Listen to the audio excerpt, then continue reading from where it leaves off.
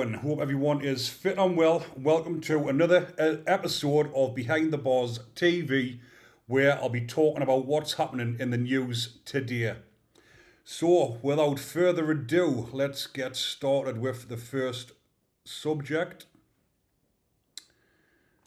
which is, I've just had a quick look through this, people to have a look on this app which I get on my laptop, which tells you about all the latest news and the popular news, what's happening in the news around the prisons in the UK. And the one that has popped up a couple of times this morning is this one. I'll just get it up.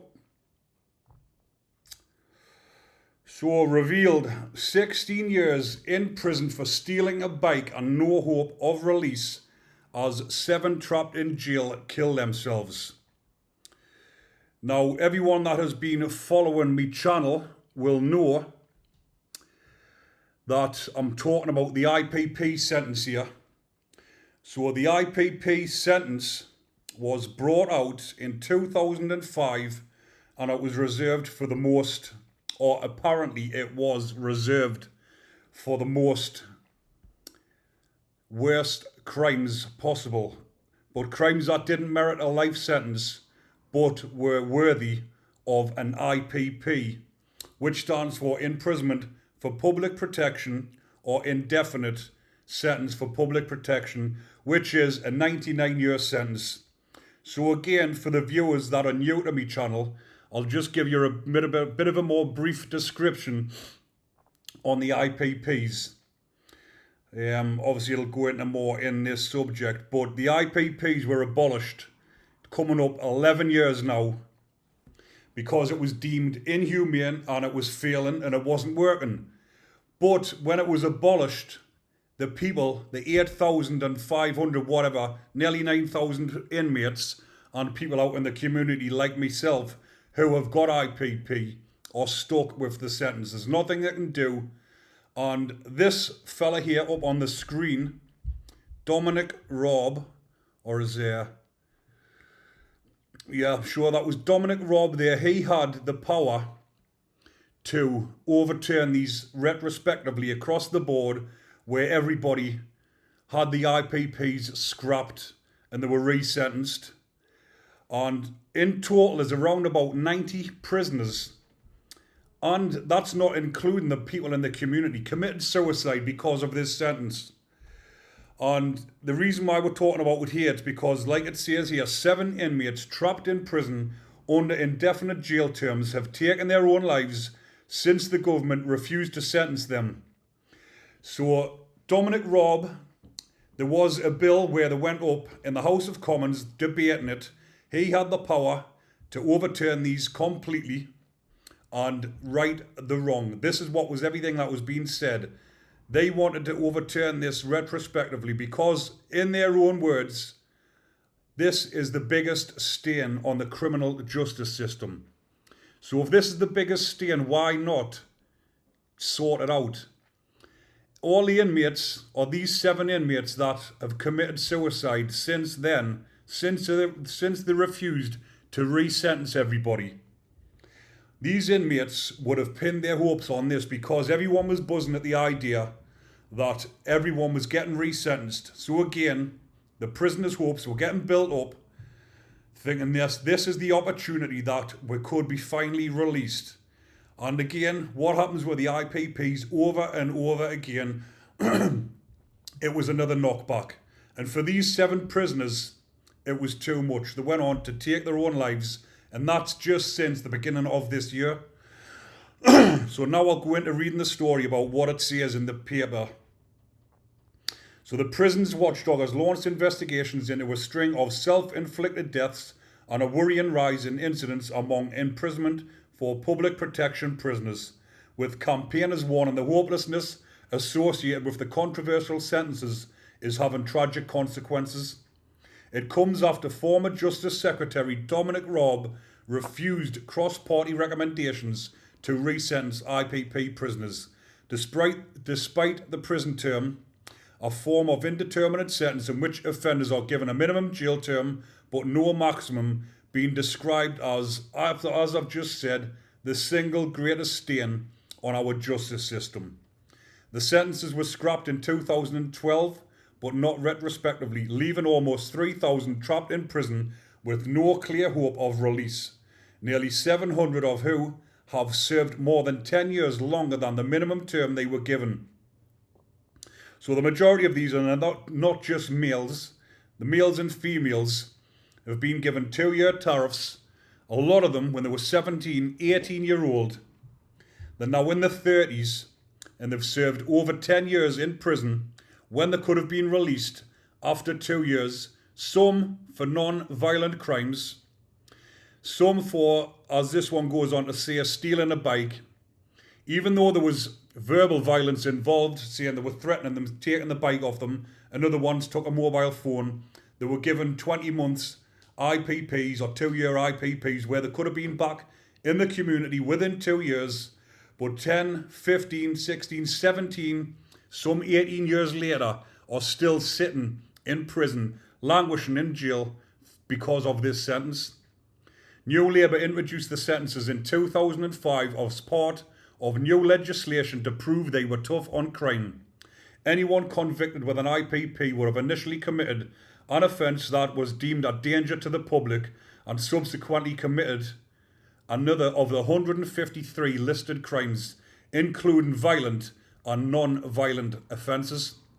So how can they justify giving someone a life sentence for a non-violent crime? After completing their minimum term tariff, inmates must then apply for release to the parole board and meet stringent criteria, including not suffering from mental health problems, to prove that they are no longer a risk to the public. So how can you prove that you're not suffering from mental health? This is something that people suffer from on a daily basis. So if you're IPP and you suffer from mental health, you're getting kept in prison. Or if you're in the community and you go to your doctors for help, which has been known, and I know a couple of cases of this, some lad was suffering with his mental health. He didn't want to go to probation and talk to them about it because he knew what would happen. So he went to the doctors, told them about his mental health. He was suffering from severe anxiety and depression caused through the IPP. And when they were doing the yearly checks, a life review, they got the doctor's notes and found out that he was suffering with his mental health. So what did they do? They didn't offer him help. They recalled him back to prison in case he'd done anything because he was suffering with his mental health. He was suffering with his mental health because he's scared in case he gets recalled to prison. His anxiety's through the roof. So what do they do when they find out that he's suffering with anxiety because of the IPP? They do the exact thing that he was afraid that they were going to do, and they recall him to prison. David Blunkett, who has admitted he regrets introducing the measures as Home Secretary, told The Independent there needs to be a change in the system that gives hope to inmates. The longer they are in, the longer they are institutionalised. The more their mental health deteriorates, it's a no-brainer that we need to provide people with that hope. So David Blunkett, who brought the IPPs out, has went on to say in other articles that I've read, it's the biggest regret of his life. He has sleepless nights over it. He wishes he never brought it out because it was him that actually introduced it. And he says he wished he never brought it out. So how come the person that was responsible for bringing it out can't do anything about putting an end to it? It just doesn't make sense. They don't want to put their names to it because they know that they've done wrong, and they know that there'll probably be millions upon millions of pounds of compensation that needs paying out. But if you ask any of the prisoners or people out here in the community who are IPP, they're not bothered about the money. All they want back is the freedom.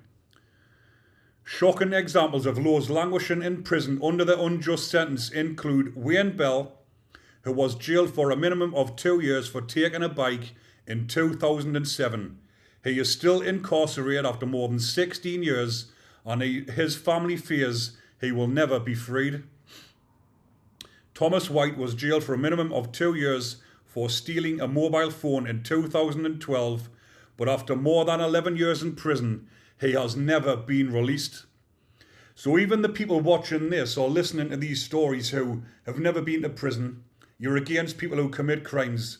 You can't tell me that you agree with this, that someone who's pinched a mobile phone when they were a teenager, when you've probably had a bad upbringing, you haven't got no role models in your life, you're on drugs and alcohol, you're not thinking clearly, you've went and done something stupid like this, and you're paying for it for the rest of your life.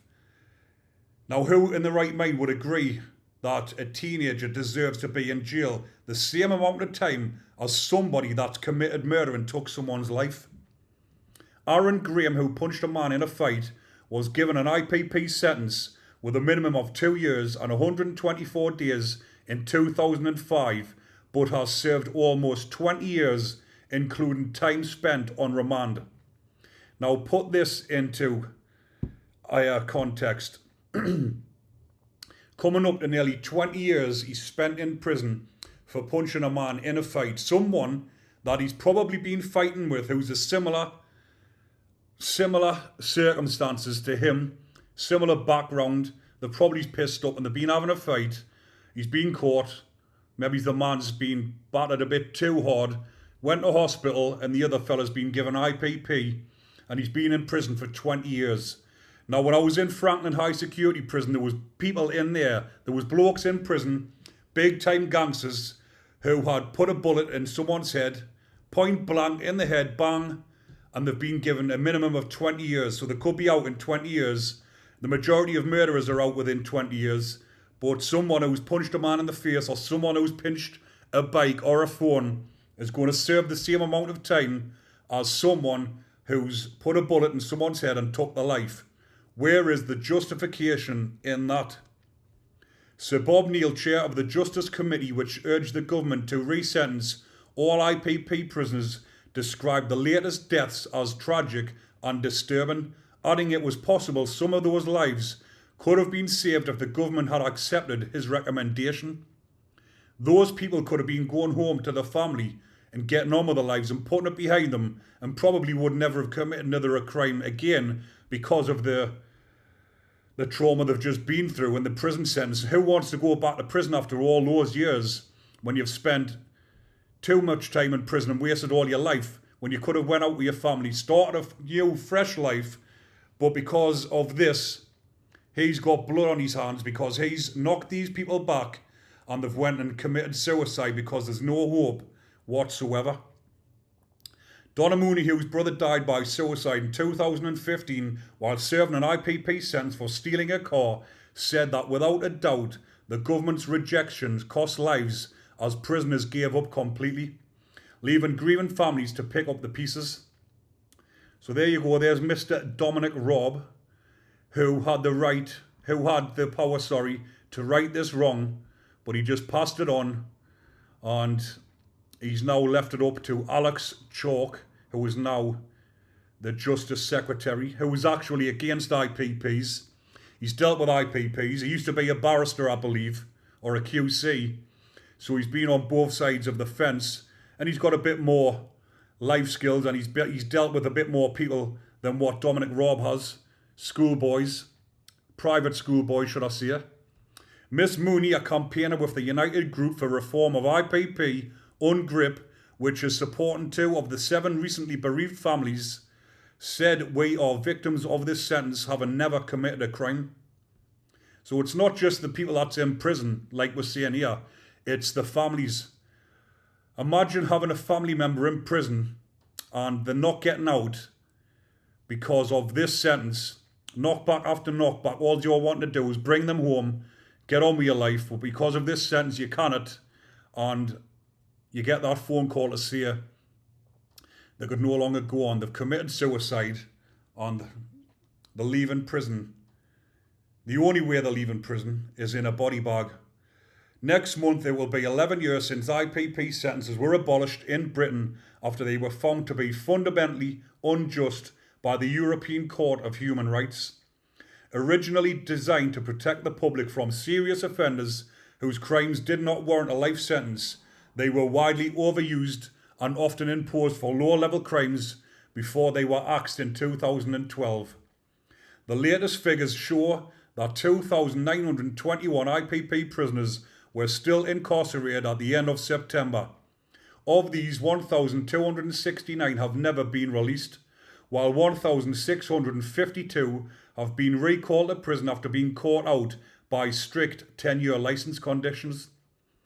In a Justice Select Committee report last year, MPs said IPP sentences were irredeemably flawed and led to high levels of self-harm.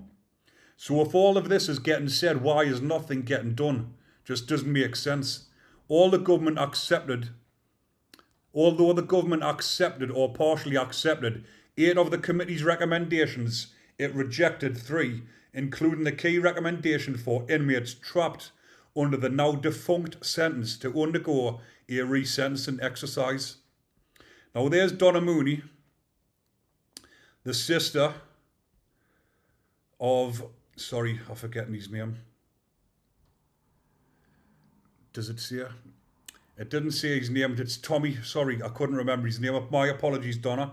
But as you can see there, look at the pain in Donna's face. She is just a law-abiding member of the community. And her brother, Tommy Tommy Nickel, committed suicide because he could no longer go on. And you can see the pain in Donna's face. How was that fair on the family members? Because Tommy was suffering with his mental health. He wasn't getting the support he needed. And they left him in the pad when he was suffering with his mental health, when he should have been given support, sent to maybe a hospital and getting the proper treatment he needed, or better still, left to go home in the loving arms of his sister to take care of him properly and let him rebuild his life. But no, he's one of the numbers that seems to be rising that will never see the light of day again. They leave in prison in the only way that they could see possible, and that is by ending their own lives, because that is the only power that they only have now. In their minds, that is the only bit of power they have left, deciding whether they will actually be free or not.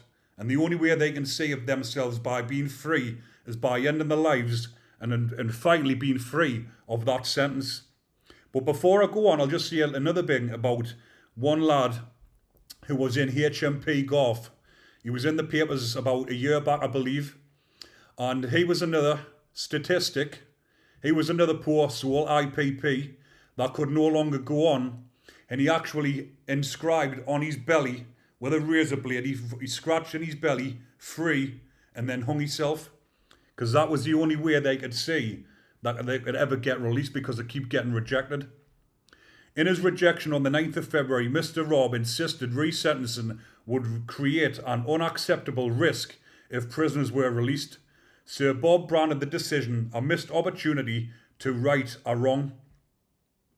An inmate died at HMP Swaleside just 2 weeks later, with 2 further deaths the following month in Coldingley and Bristol. A prisoner died at HMP Stocking in May, while another inmate died at Bristol in July.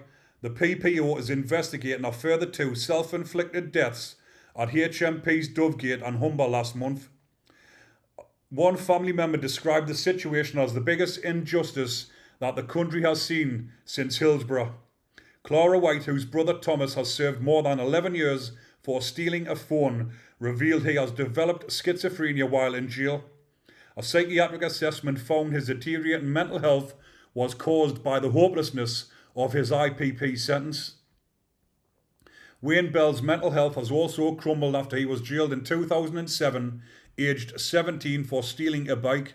He spent several years in a secure hospital after he was found catatonic, like skin and bones, in his cell, before being returned to prison. "We are just waiting for the call to say Wayne is gone now," his sister Alana has said. "It's destroyed him." Sherry Nichols' brother Aaron Graham has been in jail for almost 2 decades, including time on remand after he was put under an IPP for grievous bodily harm for leaving a man with a fractured cheekbone in a fight. Sherry told The Independent it has robbed him of his life, the chance to have a family and a career. It's robbed him of everything he's got. Miss Mooney, whose brother had served 6 years in jail when he died, despite a minimum term of 4 years, called for Justice Secretary Alex Chalk to intervene. She said, "There is no doubt in my mind that resentencing would have saved lives. Until something significant changes, I think this will keep happening. And that's horrendous because the government are just leaving people to die. She claimed that sorting the IPP issue could empty 3 prisons amid a prison capacity crisis. This is an extreme situation and it's only going to continue like this until something is changed. These people need to be given some hope. Resentencing is the safest and fairest route. It is not opening the gates and letting everybody out. The Prisons and Probation Ombudsman, Adrian Usher, warned of a worrying rise in self-inflicted IPP deaths in September. In 2022, 9 people serving IPP sentences took their own lives, the highest annual figure on record. With 7 deaths recorded this year in the 8-month period since February, campaigners fear this year the total could be even higher. So this here, people, if you don't know who he is David Blunkett, the fella that brought the IPPs out. The one with the big bags under his eyes off the sleepless nights he's having because he's brought this horrific sentence out and he's nothing he can do about it. Mr. Usher said the sentences should be considered a risk factor for prisoners, noting that of 19 self-inflicted IPP deaths since 2019, only 5 inmates were being monitored by specialist teams for those at risk of suicide and self-harm. Responding to the latest deaths, Mr. Usher said, "We have continued to see self-inflicted deaths of IPP prisoners this year, and I believe more needs to be done to ensure these high levels of self-inflicted deaths do not continue." Lord Blunkett implored Mr. Chalk at a recent Lords Select Committee to put right something I got wrong. During the meeting, Mr. Chalk said he was considering curtailing the 10-year licence period to 5 years, but spoke of his reluctance to release inmates who might go on to commit appalling crimes. Lord Blunkett said he had been helping families whose loved ones have been on suicide watch under this sentence, but admitted he is pessimistic over whether the government will give so much as a nod to Sir Bob's amendment to the Victims and Prisoners Bill. Mark Day, Deputy Director of the Prison Reform Trust, said the hopelessness and despair associated with the IPP sentence can have tragic consequences. He added, ministers have a responsibility to address the continued injustice faced by people on IPPs and their loved ones. Alex Chalk needs to come forward with workable proposals to help bring the sentence to a definitive end. Andrea Kuma, Chief Executive of the Howard League for Penal Reform, added, each self-inflicted death of a person serving an IPP sentence is a shameful indictment of our justice system, and these figures underline the need for ministers to act decisively to end the suffering of those in prison and their families. A Ministry of Justice spokesman said the department is carefully considering what can be done to address the plight of IPP inmates. They added, we abolished IPP sentences in 2012 and have already reduced the number of unreleased IPP prisoners by 3/4.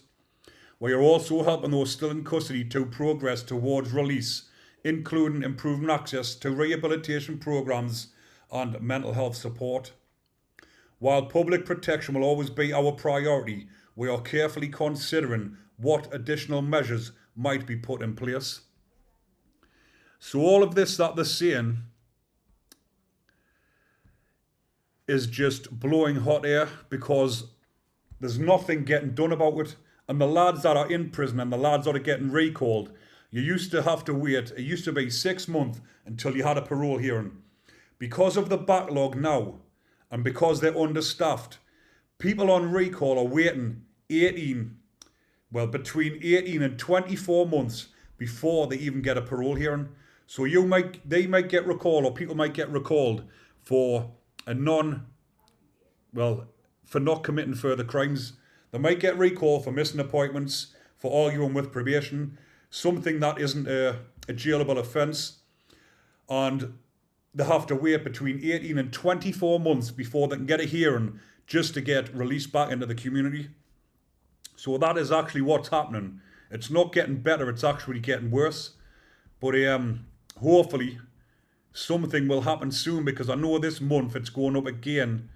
So hopefully Alex Chalk gets a bit of a more of a backbone than Dominic Robb, should we say, and do something about this sentence.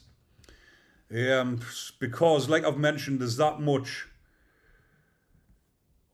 many people took their own lives because of this sentence. Something needs to be done drastically, because we don't want to be seeing more people like Donna grieving for people that have took their own lives in prison because they can't get released on this inhumane sentence.